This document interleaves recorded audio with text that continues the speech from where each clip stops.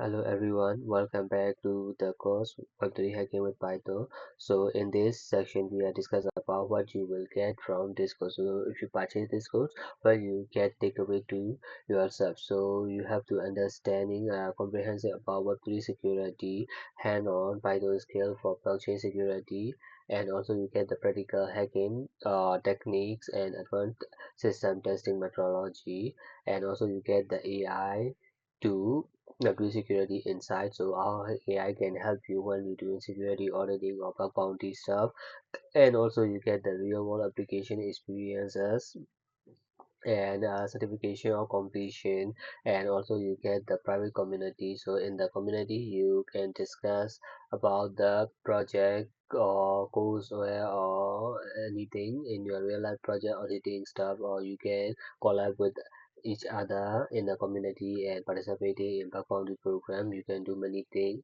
in it. So you get these all things from purchasing this course. So thank you so much for listening. See you next video.